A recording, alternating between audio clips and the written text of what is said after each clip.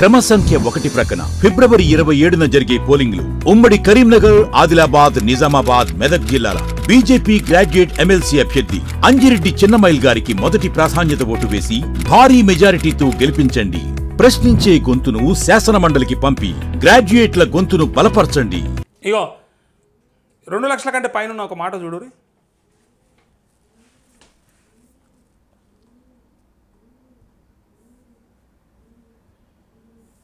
ఒక్క అడుగు కూడా వెనక్కి వేయం. స్పష్టంగా మరొకసారి ఇక్కడి నుంచి కూడా నేను చెప్తా ఉన్నాను, 2 లక్షల వరకు రుణమాఫీ చేసే కార్యక్రమంలో మేము ఒక్క అడుగు కూడా వెనక్కి వేయం. ఇంకా వేసే ఉద్దేశం కూడా లేదు. అబ్బో అందరికి అయిపోయినాయి. అవసరం అయితే మన ప్రజలకు కదా 2 లక్షల లోపు ఉన్న వాళ్ళందరికీ అయినాయా?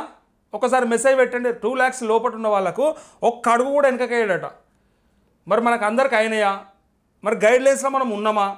మరి వాళ్ళు పెట్టినటువంటి నిబంధనలలో మనం వర్తించినామా? మనకు అర్హత ఉన్నదా? అది కూడా ఒకసారి పెట్టురు కదా. అర్హత ఉండి కాలేదా అయిందా ఒకసారి చెప్పండి. 2 లక్షల పైబడి ఉన్నటువంటి వాళ్ళకు కూడా మనం హామీ ఇవ్వకపోయినప్పటికీ, మనం ఎన్నికల హామీ పెట్టకపోయినప్పటికీ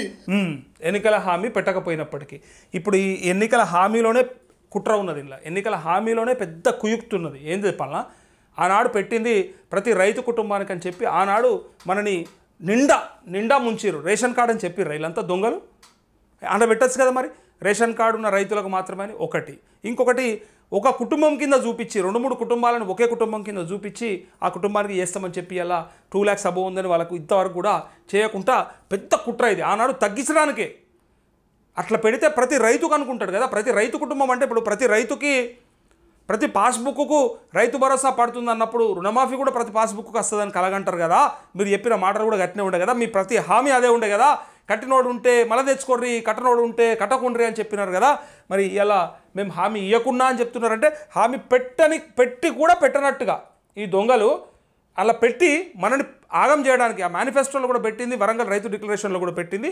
ప్రతి రైతు కుటుంబానికి అంటే నేను, నా భార్య, నా పిల్లలు, నా కుటుంబం అనుకుంటాం. కానీ ఇక మా అన్న, మా వదినే, మా అక్క, మా బావ, మా చెల్లి, మా బావ, లేకపోతే మా అమ్మ, మా నాయనమ్మ, మా తాత, వీళ్ళంతా కూడా నా కుటుంబం అంటే ఎట్లా వస్తుంది కుటుంబంలోకి నాకు అర్థం కాలే.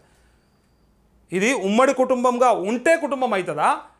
వేరే కాపురాలు చేస్తున్నటువంటి కుటుంబాలకు వేరువేరుగా కన్సిడర్ చేస్తారని నేను అడుగుతా ఉన్నా. పైగా ఇక్కడ మేము మీరు ఇయ్యలేరు కానీ చెప్పినరు. మీరు చెప్పే మాట మీరు అది టెక్నికల్గా అందరినీ ఆగం చేయడానికి దొంగ ప్రయత్నం. అది ఎంత దొంగ ప్రయత్నం అంటే మేము గింతే చెప్పినామని చెప్పడానికి ప్రయత్నం. మరి ఆ రోజు చెప్పనుంటారు మేము ఇంతే, రేషన్ కార్డు ప్రామాణికం, పైగా ఇంట్లో ఎంతమంది ఉన్నా సరే ఒక్కరికే మాఫీ వస్తుందని చెప్పుంటే అయిపోయేది. ప్రతి రైతు కుటుంబానికి అంటే ఏమని అనుకోవాలి వాళ్ళు అన్నాడు. పైగా మీరే చెప్తిరి 2 లక్షల కంటే ఇది ఇట్లా చెప్పకముందు మీరేం చెప్పారు తెలుసా? ఇదంటే ఇప్పుడు వస్తుంది ఈ మాట.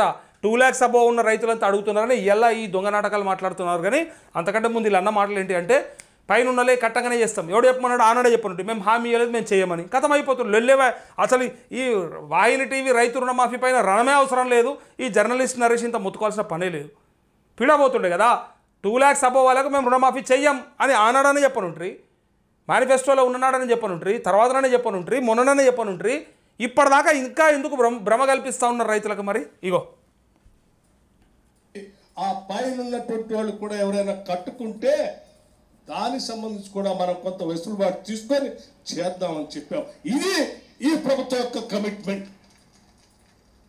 అంతేకాని మీలాగా ఇచ్చిన హామీల్ని 5 కాదు 10 సంవత్సరాలు కూడా చేయకుండా ఓడిపోయిన తర్వాత కూడా ఇంకా బజార్కి వచ్చి తగుదునమ్మా అని ప్రభుత్వం గురించి మాట్లాడుతూ ఉంటే ప్రజలు గమనిస్తూ ఉన్నారని ఈ సందర్భంగా చెప్తా ఉన్నారు. ఎట్లయిపోయినాయంటే ఈ ప్రభుత్వాలు, ఈ పార్టీలు, ఈ దొంగలు వాళ్ళు ఏంది వీళ్ళు చేసి మేము చేసినాం చూడరు మీరు చేసిరా అని అడుగుడు. వాళ్ళు బాగా చేసింది వీళ్ళు బాగా చేయరు మళ్ళా. అంటే ఇలా ఎట్లా ఉంటుందంటే వాళ్ళు చెయ్యని దాన్ని చేసి చూపించి మేము ఇది చేసినాం మీరు చేయగలిగిన రా అని అడుగుతారు అన్నట్టు. ఎక్కడికండి రైతులను కానీ ప్రజలను కానీ ఆగం చేయడానికి. అది ఎంత మంచి ప్రయత్నం చూడుర్రి. అన్నీ చేసినామని చెప్పరు. మీరు చేయలే కాబట్టి మేము చేసి చూపించినాం. మరి వాళ్ళు చేసింది ఎందుకో చేస్తలేవు. మరి వాళ్ళు వేసిన ఎందుకో బరాబర్ వస్తలేవు. ఎందుకు అయిపోయినాయి మరి అవి? రైతు బంధు టెన్షన్గా పడాలి. మొన్న ఎందుకు ఎగబెట్టినావు? మరి ఇప్పుడు ఎందుకు రాలేవు? మరి ఇప్పుడు ఎందుకు ఆగినాయి? మరి దాన్ని అడిగేటోడు లేకనా మిమ్మల్ని? వాళ్ళు చేసిన బరాబర్ మీరు చేయాలి కదా మరి. వాళ్ళు చేయని మేము చేసినామని చెప్తా ఉన్నారు కానీ మరి వాళ్ళు చేసిన కంటిన్యూషన్ మీరు ఎందుకు చేస్తలేరు మరి? అది అవసరం లేదా? అది రైతులు అడగారా మిమ్మల్ని? ఆ ప్రశ్నకు సమాధానం ఉందా మీ దగ్గర?